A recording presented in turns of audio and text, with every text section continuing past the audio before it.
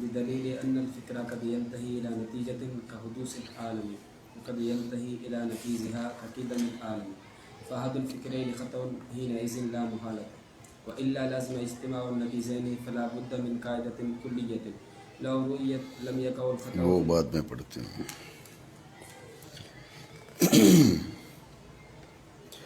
بسم اللہ الرحمن الرحیم. متن کو دیکھیں. ماتن رحمہ اللہ تعالیٰ نے فرمایا وقد یقع فیہ الخطا، کبھی اس نظر کے اندر، نظر و فکر کے اندر خطا واقع ہوتی ہے. ماتن نے کہا وقد یقع فیہ الخطا، اس میں خطا واقع ہوتی ہے. ذہن میں رکھیں کہ یہ ایک دعویٰ ہے. وقد یقع فی النظر والفکر خطا، نظر و فکر میں کبھی خطا واقع ہوتی ہے. یہ ایک دعویٰ ہے. اس کی دلیل کیا ہے؟ مصنف رحمہ اللہ تعالیٰ نے ازراہ اختصار اس کی دلیل بیان نہیں کی، تو شارح اس کی دلیل بیان کرتے ہیں بدلیل ان الفکر قد ینتہی الی نتیجۃ وقد ینتہی الی نقیضہا. اس کی دلیل کیا ہے؟ نظر و فکر کرو، کبھی ایک نتیجے تک پہنچتے ہو اور کبھی اس کی نقیض تک پہنچتے ہو. وہ کچھ بھی ہے نتیجہ، پہلا نتیجہ درست ہے یا دوسرا درست ہے، لیکن اس قدر طے شدہ بات ہے کہ ہماری نظر و فکر کبھی ایک نتیجے تک پہنچتی ہے اور کبھی اس کی نقیض تک پہنچتی ہے. اب سوال یہ ہے کہ دونوں نظریں درست ہیں یا ایک میں غلطی ہے. اگر آپ کہیں دونوں نظریں درست ہیں تو اجتماع نقیضین، عالم حادث بھی ہے اور عالم حادث نہیں بھی ہے، عالم قدیم بھی ہے اور عالم قدیم نہیں بھی ہے. یہ ممکن نہیں ہے اجتماع نقیضین. ٹھیک ہو گیا؟ تو لہٰذا اب دونوں نظریں درست تو نہیں ہو سکتی. لازمی طور پہ ایک نہ ایک نظر میں خطا ضرور واقع ہوئی ہے. اب ہم آپ سے یہ نہیں کہیں گے کہ پہلی نظر میں غلطی ہے دوسری نظر میں غلطی ہے، کیونکہ ہمارا مدعا اس وقت یہ نہیں کہ نظر و فکر درست کون سی اور غلط کون سی ہے. ہمارا دعویٰ اس وقت یہ ہے کہ نظر و فکر میں خطا ہوتی ہے. بات سمجھے آپ؟ دوبارہ سمجھے. ماتن رحمہ اللہ تعالیٰ نے فرمایا وقد یقع فیہ الخطا، اس نظر و فکر میں کبھی خطا واقع ہوتی ہے. یہ دعویٰ مصنف رحمہ اللہ تعالیٰ نے کیا ہے، اس کی دلیل پیش نہیں کی ازراہ اختصار.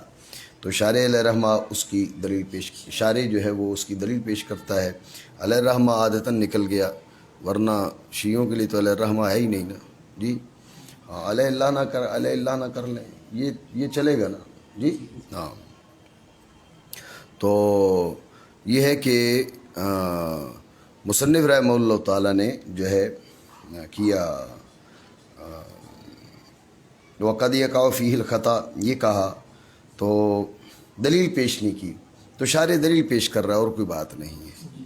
دلیل کیا پیش کی؟ اس نے کہا آپ دیکھ لیں، آپ کی نظر و فکر کبھی ایک نتیجے تک پہنچتی ہے اور کبھی اس کی نقیض تک پہنچتی ہے. ہم یہ نہیں کہیں گے کہ یہاں سے نظر و فکر درست کون سی ہے اور فاسد کون سی ہے. ہم آپ کو یہ کہہ رہے ہیں کہ اس میں شک نہیں ہے کہ کوئی ایک نظر و فکر درست ہے اور دوسری فاسد ہے. لازمی طور پہ اگر آپ کہیں دونوں نظریں درست ہیں تو اس کا مطلب ہے کہ اجتماع نقیضین جو باطل ہے، جو محال ہے. دونوں نظریں درست ہیں تو پھر اجتماع نقیضین لازم آتا ہے جو باطل اور محال ہے. لا محالہ ایک نہ ایک نظر و فکر غلط ہے اور یہی ہمارا مدعا ہے. کون سی غلط ہے اس کی تعین اس وقت ہم پر ضروری نہیں ہے، اس لیے کہ ہم درست دعویٰ کیا ہے اور فاسد دعویٰ کیا ہے ہم اس کے در پہ نہیں ہیں اس وقت. ہم صرف یہ کہنا چاہ رہے ہیں کہ وقد یقع فیہ الخطا، کبھی اس میں خطا ہوتی ہے. یہ اس چیز کا ثبوت ہمارے لیے کافی ہے. بات ہے ذہن میں مانا کریں اس دلیل سے کہ فکر کبھی پہنچتی ہے ایک نتیجہ تک. مثال دے دی جیسے عالم کا حدوث اور کبھی پہنچتی ہے اس کی نقیض تک جیسے عالم کا قدم. تو دونوں فکروں میں سے ایک خطا ہے اس وقت، کس وقت؟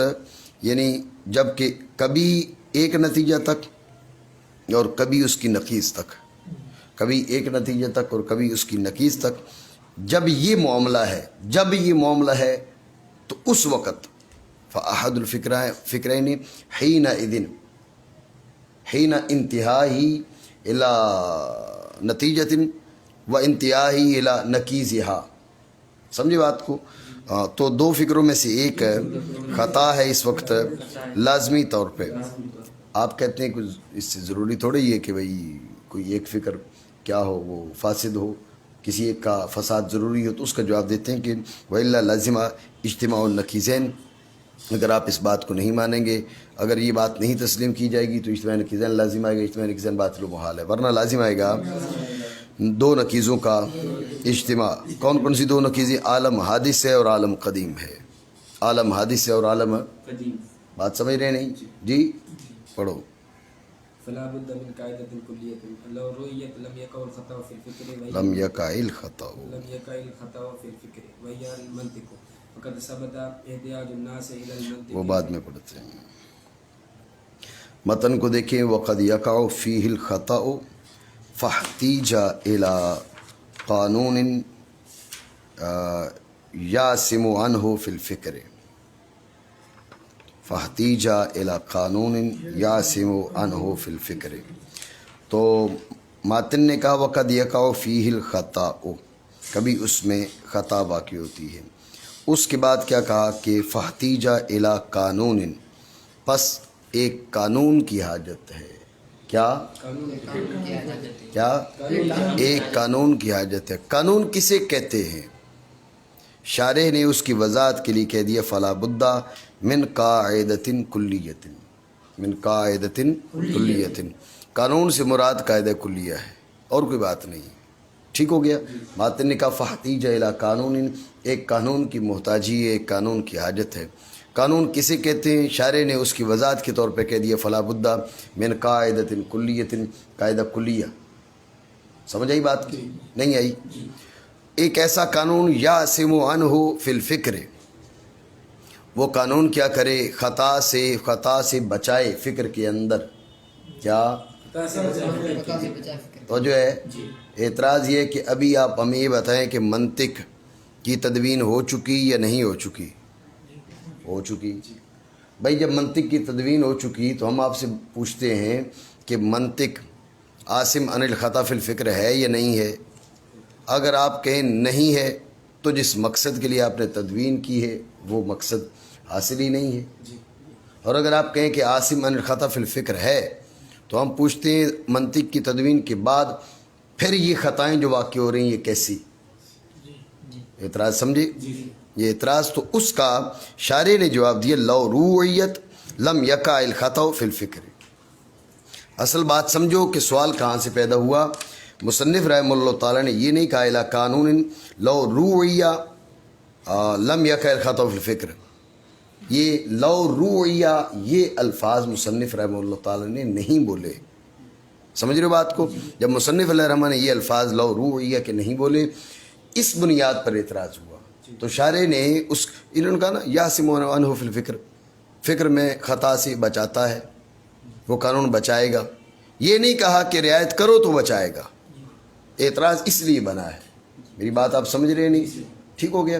تو شارح نے اس کی وضاحت کرتے ہوئے کہا بھائی مراد خود نفس قانون کا بچانا نہیں ہے، نہیں کبھی قانون نے بچایا ہے، قانون کی رعایت بچاتی ہے.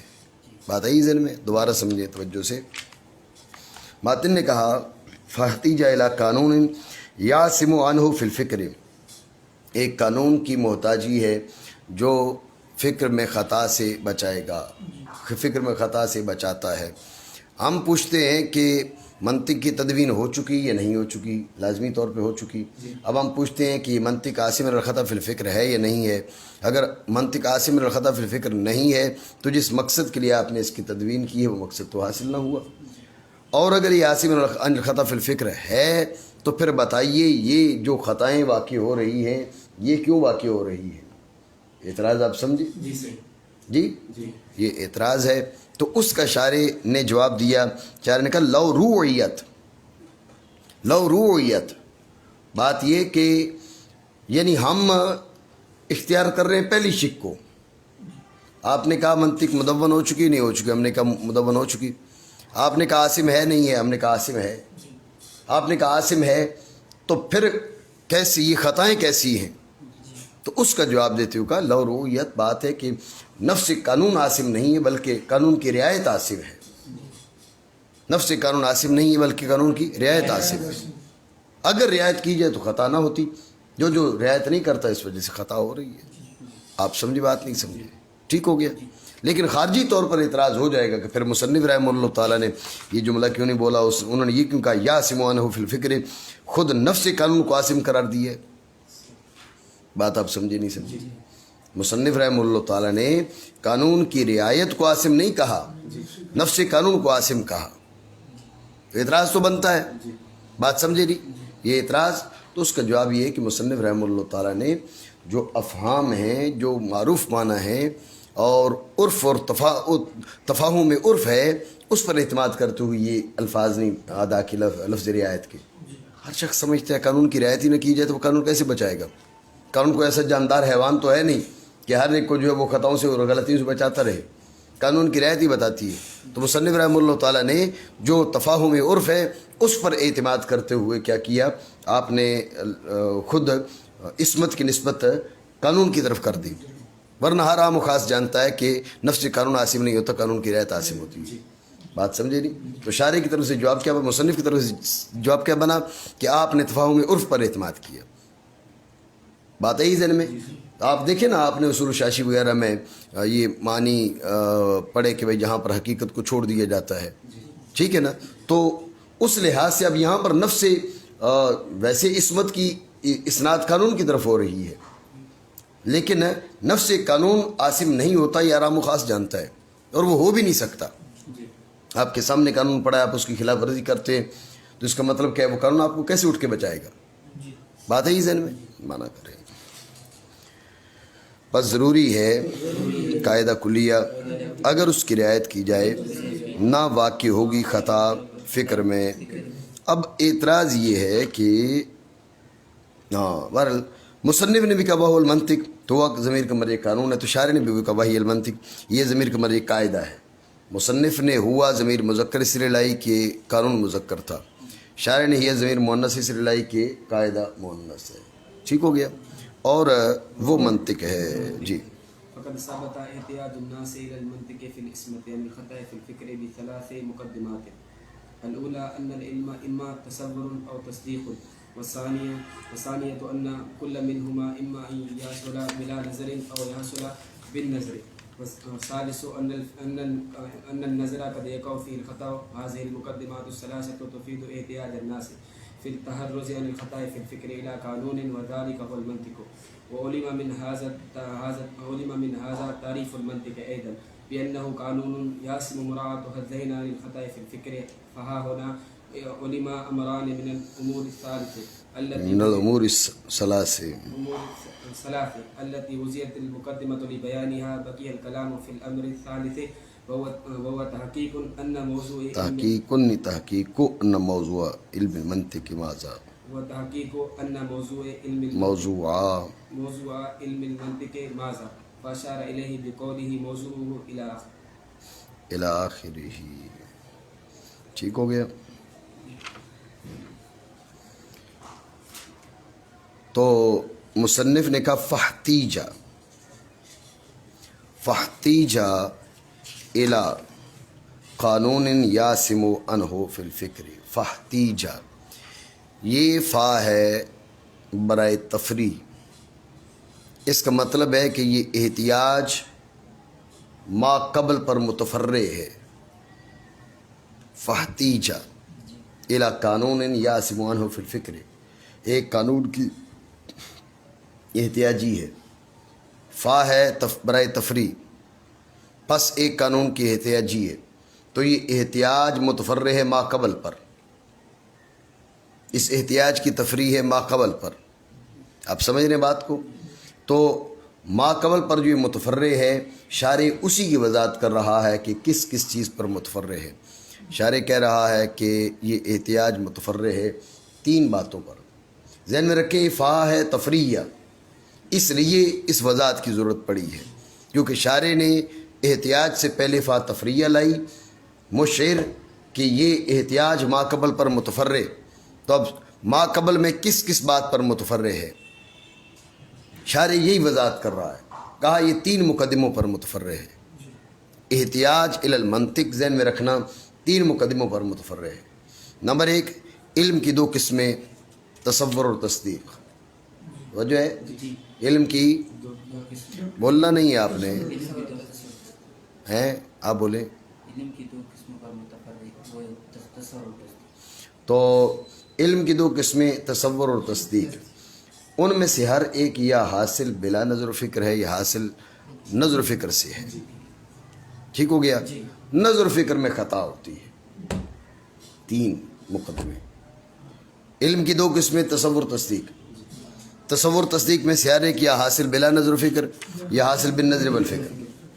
تیسرا اس نظر و فکر میں خطا. جب یہ 3 باتیں آپ کے ذہن میں آ گئیں تو خطا سے بچنے کے لیے، خطا سے بچنا تو اجلا بدیہیات سے ہے، اس کو بیان کرنے کی ضرورت نہیں ہے. تو اب قانون کی محتاجی پڑ گئی. بات ہے ذہن میں نہیں. خلاصہ پھر سمجھیں. میں نے آپ کو بتایا کہ فہتیجہ میں فا تفریح، تو شارح نے مصنف رحمہ اللہ تعالیٰ نے بیان کر دیا، اشارہ کر دیا کہ فا یہ تفریح کے ذریعے کہ یہ احتیاج متفرع ہے ما قبل پر. شارح اسی کی وضاحت کر رہا ہے کہ ما قبل پہ کس چیز پر متفرع ہے یہ احتیاج. سمجھے بات کو. تو شارح نے کہا کہ یہ امور یہ مقدمات ثلاثہ پر متفرع ہے. نمبر 1 علم کی 2 قسمیں تصور تصدیق. ہر ایک یا حاصل بلا نظر یا حاصل بن نظر. نظر میں خطا قد یقع فیہ الخطا. ٹھیک ہے. تو یہ 3 مقدمات ہیں جن پر یہ احتیاج متفرع ہے، اور فا کے ذریعے اسی بات کی طرف مصنف نے اشارہ کیا ہے. بات آ گئی ذہن میں؟ مانا کریں. تو تحقیق ثابت ہو گئی. اب کہا نا فہتیجہ محتاجی ہے. ٹھیک ہے نا. محتاج کون ہے؟ کہ لوگ محتاج جن کو نظر فکر کی ضرورت ہے. نہیں سمجھے؟ مانا کرے. تو تحقیق ثابت ہے انسانوں کی محتاجی. ہاں تو اس سے یہ لازم نہیں ہے کہ فرشتے جو ہے وہ بھی نظر فکر کی طرف محتاج ہوں اور ان کو بھی منطق کی ضرورت پڑے. سمجھے بات کو. انسانوں کی محتاجی ہے. تو تحقیق ثابت ہے انسانوں کی محتاجی منطق کی جانب. تو لوگ جو ہے وہ منطق کے محتاج ہو گئے. جب کہ لوگ منطق کی طرف محتاج ہو گئے تو ذہن میں رکھنا یہ احتیاج کس امر میں ہے؟ اپنی زیست میں ہے، اپنے ایمان میں ہے، اپنے اعتقاد میں ہے. یہ محتاجی کس چیز میں ہے؟ کافل اسمت الخطا فی الفکر. خطا فی الفکر سے بچنے میں ہے. نہیں سمجھ رہے بات کو؟ مانا کرے. خطا فی الفکر سے بچنے میں. تو احتیاجی ثابت ہوئی کیسے ہوئی؟ 3 مقدمات کے ذریعے. پہلا یہ کہ علم یا تصور یا تصدیق، اور دوسرا یہ کہ ان دونوں میں سے ہر ایک یا حاصل ہے بغیر نظر کے یا حاصل ہے ساتھ نظر کے. آپ دیکھ لیں یہاں پھر اس نے یحصل بلا نظر یحصل بن نظر پھر اشارہ کر دیا کہ بدیہی اور نظری دونوں وجودی ہیں. جب دونوں وجودی ہیں تو ان کے بیچ جو تقابل ہے وہ تضاد کا ہے، عدم والملکہ کا تقابل نہیں ہے. سمجھے بات کو؟ اس بات کی طرف میں نے پہلے بھی اشارہ کیا ہے. اور تیسرا یہ کہ نظر کبھی واقع ہوتی ہے اس میں خطا. ٹھیک ہو گیا.